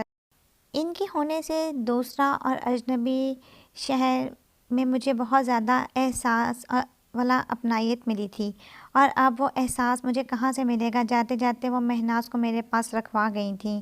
کام بھی اچھا کرتی ہیں اور ایماندار بھی ہے، پیسے زیور بھی سامنے رکھا ہو تو آنکھ اٹھا کر بھی نہیں دیکھتی۔ تمہیں کمپنی بھی مل جائے گی اور گھر کے کاموں میں تمہاری مدد بھی ہو جائے گی۔ دراصل مہناز ان کے ہاتھ کا ہاں کا کام چھوڑنے کی وجہ سے پریشان تھی۔ اس سے زیادہ اس کی ماں کو اپنی بیٹی کی فکر تھی کہ اب ویسے لوگ کہاں سے ملیں گے، اور وہ چھوڑنا بھی نہیں چاہتی تھی۔ ساحرہ بھابھی کے ہاں کا ماحول اچھا بھی تھا، اور دن میں گھر میں کسی مرد کی موجودگی نہ ہونے کی وجہ سے اس کی ماں اس کو سارا دن ان کے گھر چھوڑ دیتی تھی۔ صبح 7 بجے آ کر وہ رات 8 بجے جایا کرتی تھی۔ جوان اور خوبصورت بیٹی گھر گھر پھرنے اور ایسی ویسی نگاہوں سے بھی بچ جاتی تھی، اور آمدنی بھی معقول تھی۔ میں کون سی ایسی با اختیار تھی جو اپنی مرضی سے کوئی ملازمہ رکھ سکتی؟ اسامہ سے پوچھے بغیر میں ایسا کرنے کی ہرگز ہمت اور حوصلہ نہیں رکھتی تھی۔ خلاف توقع انہوں نے بغیر کسی بحث اور بجٹ آؤٹ ہونے کے بہانہ کیے اور ملازمہ رکھنے کی اجازت دے دی۔ ساحرہ بھابھی کے علاوہ اپنی بلڈنگ میں سوائے ہیلو ہائے کے میری کسی سے کوئی دوستی نہیں تھی کہ وقت بے وقت بوریت دور کرنے کے لیے ان کے گھر پہنچ جاؤں۔ چنانچہ مہناز کے آ جانے سے چلو کوئی تو تھا جس سے میں بات کر سکتی تھی۔ پھر وہ لڑکی سمجھدار اور ذہین بھی تھی، باتیں بھی خاصی معقول کرتی تھی۔ جتنی تیزی سے اس کی زبان چلتی تھی اس سے بھی زیادہ تیزی سے ہاتھ اور پاؤں۔ بڑے سے بڑا کام وہ منٹوں میں کر کے رکھ دیا کرتی تھی۔ پہلے جو اسامہ کے آفس جاتے وقت صبح گھر میں ایمرجنسی کا نفاذ ہوتا تھا، اب اس کا دور دور تک ذکر نہیں تھا۔ وہ ٹھیک 7 بجے آتی اور آتے ہی کچن میں گھس جاتی، جھٹ پٹ ناشتہ بنا کر اور ٹیبل پر لگا دیتی۔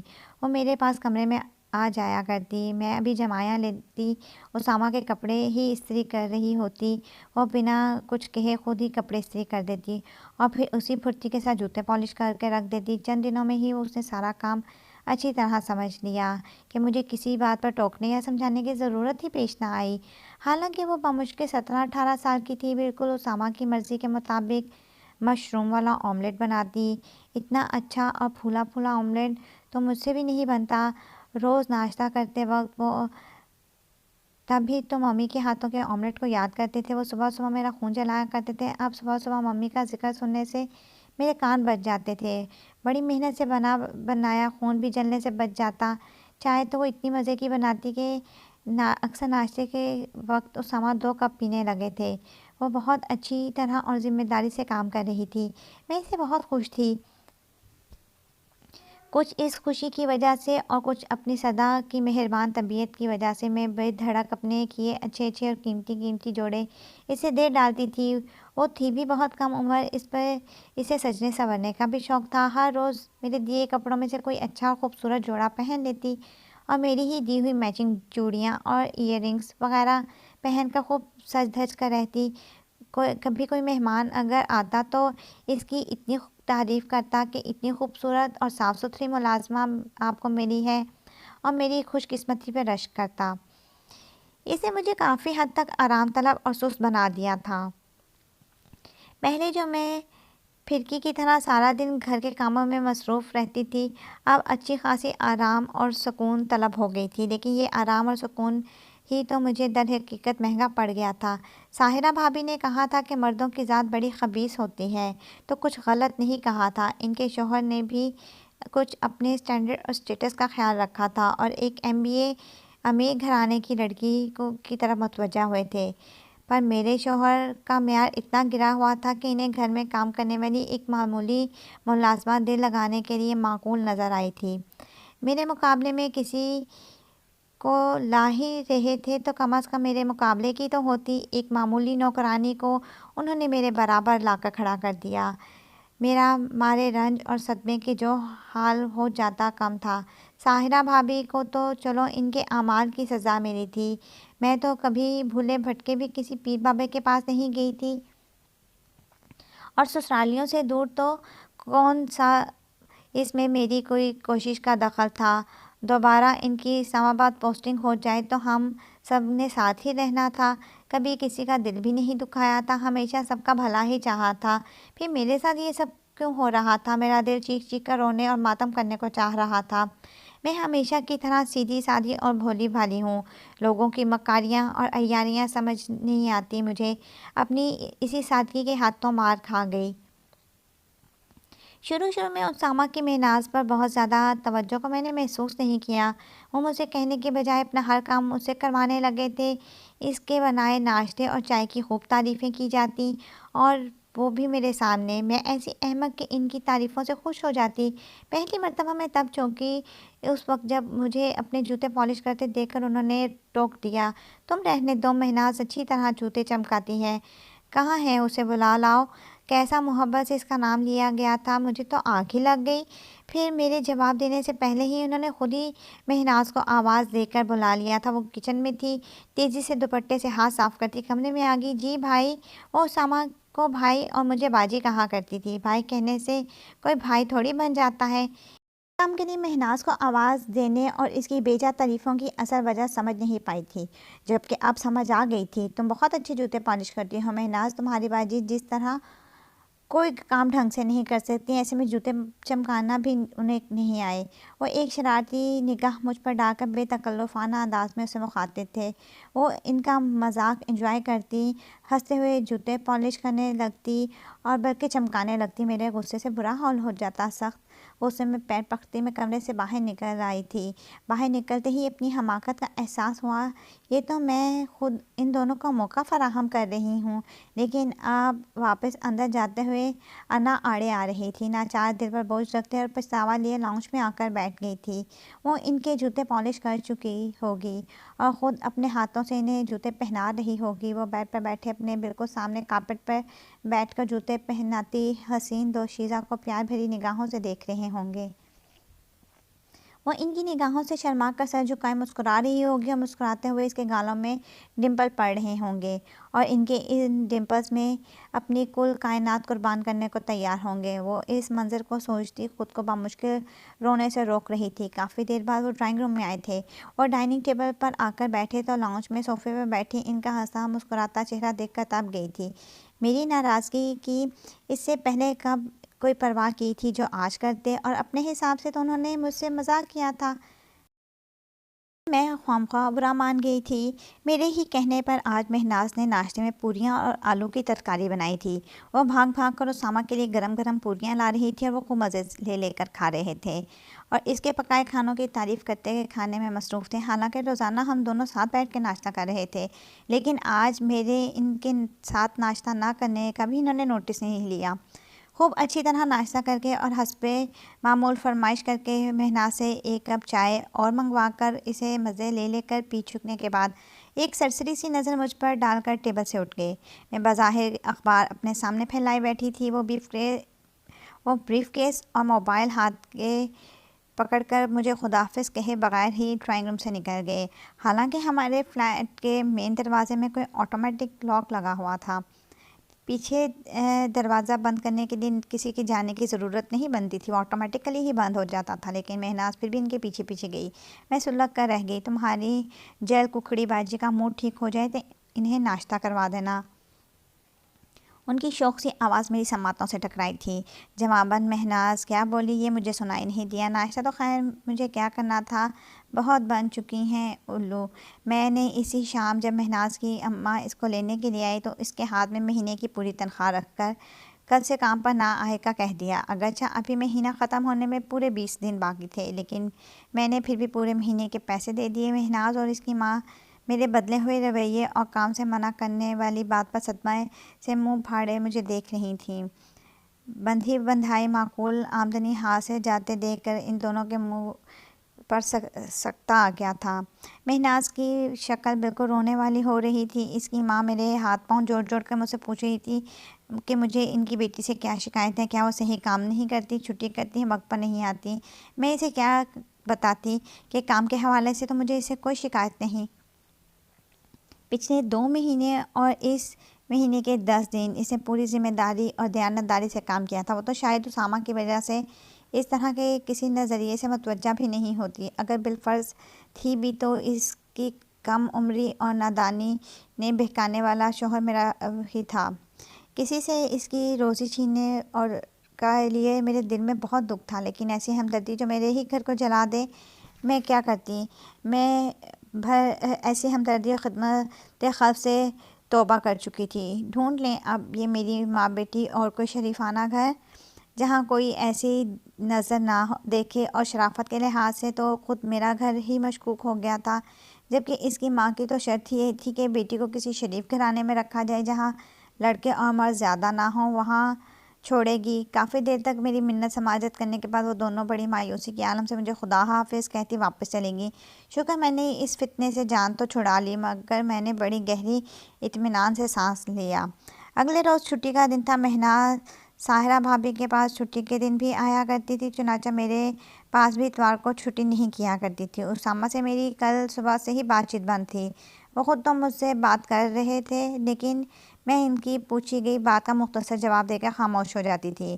خود سے تو میں نے ایک لفظ بھی بات نہیں کی۔ وہ اس طرح ظاہر کر رہے تھے جیسے انہیں میرے ناراضگی کا علم ہی نہیں۔ صبح سویرے سے اٹھ کر میں کچن میں ناشتہ بنا رہی تھی، مہناز نہیں آئی۔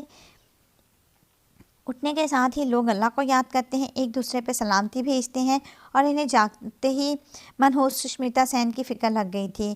کل سے آج تک جتنا بھی برداشت کر چکی تھی وہی بہت تھا، اب مزید کچھ کرنے کی برداشت مجھ میں ہمت نہیں تھی۔ اسے میں نے نکال دیا ہے۔ ایک نظر ان پر ڈال کر میں نے بہت سکون انداز میں کہا، نکال دیا ہے؟ لیکن کیوں؟ کیسی فکر مندی ان کے چہرے پر چھائی تھی، وہ بھی ایک معمولی ملازمہ کے لیے۔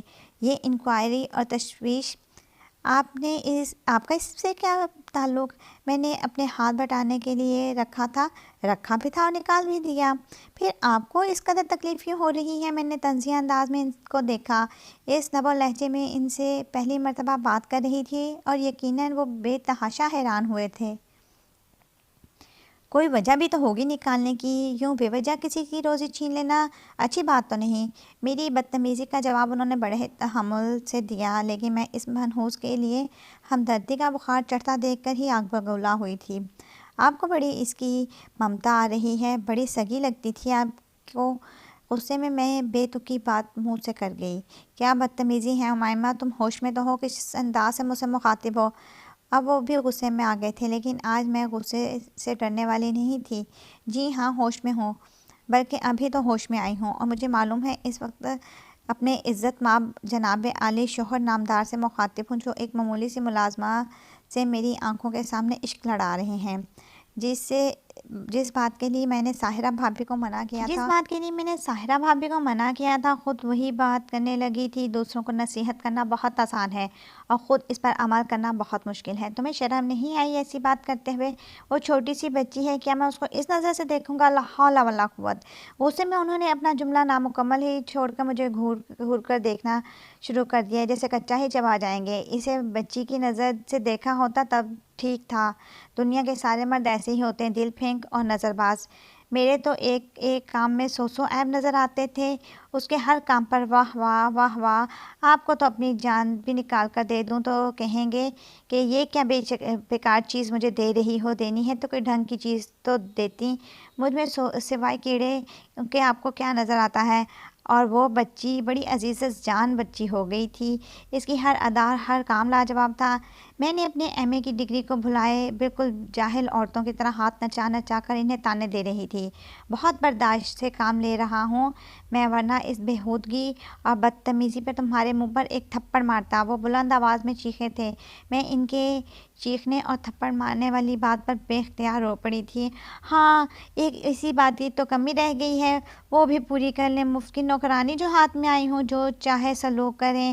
اف نہیں کروں گی، میں نے روتے ہوئے بولا۔ وہ میرے رونے پر غصے سے پاؤں پٹکتے ہوئے اور کس جہنم میں پھنس گیا ہوں کہتے ہوئے کمرے میں چلے گئے۔ میں اب ان کے لیے جہنم ہو گئی اور وہ یقیناً جنت ہوگی ان کے لیے۔ میں کچن سے نکل کر لاؤنج میں آ کر صوفے پر اوندھی لیٹ کر پھوٹ پھوٹ کر رونے لگی۔ کچن میں میرے آملیٹ کے پھینٹے ہوئے انڈے جوں کے توں پڑے تھے، ٹوسٹر میں ڈالے سلائس باہر آنے کے لیے یقیناً بےتاب ہوں گے۔ چولہا جلا ہوا تھا یا بند، مجھے خبر نہیں تھی۔ بھوکی پیاسی میں بلک بلک کر رو رہی تھی۔ میں بھوکی پیاسی مر بھی جاؤں یا روتے روتے جان بھی دے دوں، انہیں کون سی میری پرواہ ہے، وہ تو شکر کریں گے کہ چلو جان چھوٹی۔ وہ روتے ہوئے مسلسل اسی بات کی سوچ میں دل جلا رہی تھی۔ انہوں نے ایک بار کمرے سے نکل کر نہیں دیکھا تھا، بلکہ جب سے اس طرح کمرہ بند کیے تھے اندر کیا کر رہے ہوں گے؟ آرام سے بیٹھے ٹی وی دیکھ رہے ہوں گے یا کمپیوٹر آن کر کے انٹرنیٹ میں مصروف ہوں گے۔ مجھ جیسی بیکار اور فالتو شخصیت کے بارے میں سوچنے کی انہیں کیا ضرورت پڑی ہے؟ کچھ ہی دیر میں کمرے سے گانوں کی آوازیں آنے لگیں۔ مجھے रुला कर मारने की धमकियां देकर अब सुकून से म्यूज़िक से लुत्फ़ अंदोज़ हुआ जा रहा है। शहज़ाद रॉय का वो लड़की कितनी सुंदर थी, मेरे कानों पर मुसलसल हथौड़े बरसा रहा था। ये सुंदर लड़की कौन थी जिसे इतनी शिद्दत से याद किया जा रहा है? मैं इस बात से बाखूबी आगाह थी और यही बात मेरे रोने में शिद्दत पैदा कर रही थी। बंद करो ये ड्रामाबाजी, मुझे भूख लग रही है। काफ़ी देर बाद उन्होंने हुक्म दिया था। वो दरमियान में शायद वो 2-2.5 घंटे तो ज़रूर गुज़र ही गए होंगे। मैंने बातों पर सर उठाकर भी नहीं देखा। इसी तरह कुशन पर मुँह दिए सोफ़े पर पड़ी रही। मेरा रोना ड्रामाबाजी, हालांकि रोते रोते मैं खुद ही काफ़ी देर बाद चुप हो गई थी, लेकिन ड्रामेबाजी के लफ्ज़ में मुझे दोबारा रोना आने लग गया। जब कोई खिदमत करवानी होती है तो इनको मेरी याद आ जाती है, वरना तो मैं मर भी जाऊं पलट कर पूछेंगे भी नहीं। कुशन में मुंह दिए दिए मैंने भराई आवाज़ में कहा, ख़त्म करो अब ये बचपना। देखो दोपहर के 2 बज गए हैं, मुझे भूख लग रही है। वो मेरे सर पर खफगी से खड़े गोया हुए थे। मेरी भूख की कोई भी फिक्र नहीं है और बाहर एक से एक अच्छा रेस्टोरेंट और होटल मौजूद है। ज़रूरी है क्या कि मैं ही आपको खादमा के तौर पर खाना पका के खिलाऊं? मैं दोबारा रोने लगी। वो जवाब में कुछ नहीं बोले। चंद सेकंड के बाद मैंने इनके लॉन से जाते कदमों की आवाज़ सुनी। यकीनन मेरी तरफ से मायूस होकर अब किसी रेस्टोरेंट का रुख किया होगा। 2-4 मिनट के बाद मुझे किचन से खटपट की आवाज़ आने लगी। घर में हम 2 ही लोग थे, तीसरा तो कोई फ़र्द ही नहीं था। ज़ाहिर बात है किचन में वो ही थे। ज़ोर ज़ोर से चीज़ें गिरने और ज़बरदस्त शोर की आवाज़ें किचन से पैदा हो रही थी। ऐसा लग रहा था कि जैसे किचन में कोई ज़लज़ला आ गया हो। इनके बस का क्या था, हिलकर पानी तक तो पीते नहीं। फ्रिज के पास भी खड़े हों तो मुझसे ही पानी मांगा जाता है। दरअसल इनकी आदत ही मैंने ख़राब की थी। अच्छा है खुद पकाएं मेरी बला से। जिस शख्स को चाय तक ना बनानी आती हो वो खाना क्या बनाएगा? अंडों में नमक डाला है कि नहीं? उन्होंने किचन से चिल्लाकर मुझसे पूछा। ये मज़लूमियत ज़ाहिर करने का अच्छा तरीका है, लेकिन मैं भी आज तक सहमत नहीं होंगी, ढीठ बनी रहूँगी। मैं बगैर कोई जवाब दिए खामोशी से पड़ी रही। वो झुंझलाकर वापस लाउंज में आए थे। मैं क्यों बताऊं, मैं तो जहन्नुम में हूँ जिसमें आपको फंसा दिया है। जाइए किसी अच्छी सी जन्नत तलाश करें। ज़िंदगी में पहली मर्तबा वो मुझे मनाने के मूड में और मेरे नखरे उठाने को तैयार थे, तो मैं क्यों इतनी जल्दी मान जाती? हमेशा मैं ही उन्हें मनाती हूँ, इनके नखरे उठाती हूँ। क्या हर्ज है अगर आज थोड़े से नखरे उठवा भी लूँ? अच्छा पका लूँगा मैं, तुम सिर्फ बताती रहो। उन्होंने सुलह जो दोस्ताना अंदाज इख्तियार किया था। मैं बताऊँगी भी नहीं, मुझे मारने की धमकियाँ देकर। और अब मैं जब रो रही हूँ तो आप मुझसे बातों में मैं आपकी आ जाऊँगी, ऐसा नहीं है। अपने इस जुमले पर मुझे चिड़िया और चिड़े की कहानी याद आ गई। मेरा जुमला भी कुछ कुछ मारा कूटना कूटने में डाला जैसा ही था। शुक्र था कि मेरा मुंह कुशन में छुपा है, वरना मेरे लबों पर मुस्कुराहट आती देख कर वो नरमी और मोहब्बत का चोला उतार कर हस्बे आदत अकड़ जाते। वो एक मरतबा फिर लॉन्च से निकल गए थे। काफ़ी देर तक किचन से ज़लज़लों से मुशाहिबा आवाज़ें आती रहीं। पता नहीं क्या क्या नुकसान कर दिया था। ये सारा फैलावा बाद में मुझे ही समेटना पड़ेगा, लेकिन फिर भी मैं अपने अकड़ने को एंजॉय कर रही थी। ये कहीं लिख तो नहीं दिया गया था कि हमेशा वो अकड़ेंगे और मैं इन्हें मनाऊंगी? इसके बरअक्स भी तो हो सकता था। बहुत देर के बाद दोबारा लॉन्च में आए थे। अब की बार मेरे पास आकर खड़े होने के बजाय उन्होंने मेरा हाथ खींचते हुए मुझे उठाकर बैठाया था। अच्छी उमैमा, प्यारी उमैमा, खाना खा लो। हैरत में मेरे साथ साथ इन्हें भी इस वक्त चिड़िया चिड़े की कहानी ही याद आई थी। हम दोनों ने पहली मर्तबा एक ही फ्रिक्वेंसी पर सोचने में दिल ही दिल पे हैरान हो गए थे, क्योंकि अब इनके बिल्कुल सामने बैठी हुई थी और मुस्कुराहट छुपाने के लिए कुशन भी मेरे सामने नहीं था। इसलिए मेरी बेसाख्ता मुस्कुराहट इनसे छुपी ना रही। मेरे लबों पर मुस्कुराहट देख कर वो खुद भी मुस्कुराने लग गए। कहानी मुकम्मल हो गई थी। अब मुझे जाकर खाना ही खाना था। उन्होंने भी बनाया और कितना ही बद जायका क्यों ना हो, मैं भी खाकर तो देखूं। मैं तो फिर भी इससे लुत्फ़अंदोज़ होंगी। खिदमत करवाने और नखरे उठवाने का खुमार अब इतनी जल्दी नहीं उतर सकता था। इतनी फजूल सी बात को लेकर झगड़ा खड़ा किया है। अब मेरा मेयार ये हो गया है कि मैं एक नौकरानी पर आशिक हूँगा। मैं तेज़ी तेज़ी से नमक वाले ऑमलेट से लुत्फ़अंदोज़ हो रही थी जब उन्होंने वही ज़िक्र छोड़ दिया। और मैं इतना पागल भी नहीं हूँ। मुझे अगर कुछ करना होगा तो घर से बाहर खूबसूरत लड़कियों की कोई कमी नहीं है जो तुम्हारे सामने अपनी शामत बुलवाने के लिए एक मामूली सी मुलाजमा की तरफ मुतवज्जा होगा। باہر کون سا تم میرے ساتھ ہوتی ہو؟ مجھے کچھ کرنا ہوا تو مواقع بے شمار ہیں، تمہیں کانوں کان خبر نہیں ہوگی۔ وہ سلائس پر پنیر لگاتے ہوئے گویا ہوئے، خود کو ان تمام الزامات سے بری کروانا چاہ رہے تھے میں جو ان پر عائد کیے تھے۔ مجھے یقین کرتے ہوئے بھی ان باتوں پر یقین کرنا ہی تھا۔ اگر وہ جو میرے لڑنے اور طعنے دینے کے جواب میں ڈھٹائی سے کہتے کہ ہاں میں اس سے محبت کرتا ہوں، کر لو جو تمہیں کرنا ہے، تو میں ان کا کیا بگاڑ لیتی؟ یہاں تو پھر بھی غنیمت ہے کہ وہ اس بات سے انکاری ہیں۔ شاید خود کو بھی ملازمہ کے معمولی ہونے اور اپنے اسٹیٹس اور معاشرے میں اعلیٰ ترین مقام یاد آ گیا ہوگا ان کو۔ ہم اسلام آباد کب جائیں گے؟ اپنا بنایا ہوا ناشتہ خود ان سے بھی نہیں کھایا جا رہا تھا، چنانچہ میں نے جلدی جلدی فریج سے آٹا نکال کر ایک عدد پراٹھا بنایا۔ گرم گرم خستہ پراٹھا اور چائے کا کپ لا کر ان کے سامنے رکھتے ہوئے میں نے سنجیدگی سے پوچھا۔ وہ میرے سوال پر تعجب سے مجھے دیکھنے لگے، یعنی میری بات سمجھنے کی کوشش کر رہے تھے۔ مجھے ممی اور سب لوگ یاد آ رہے ہیں۔ میرے منہ سے ممی کا ذکر سن کے انہوں نے پیار بھرے انداز میں سن کر نوالا ان کے گلے میں ہی پھنس گیا تھا، زور زور سے کھانسنے لگے۔ وہ حیرت سے مجھے تکے جا رہے تھے۔ وہ جتنا ممی کے گن گاتے اور ان سے والہانہ پیار کرتے، میں اتنا ہی ان سے چڑ جاتی۔ وہ اس بات سے بخوبی آگاہ تھے، حالانکہ میں نے کبھی ان کے منہ پر ممی کے بارے میں فقط ایک لفظ بھی برا نہیں کہا تھا، مگر وہ جانتے تھے کہ میں ان سے چڑھتی ہوں۔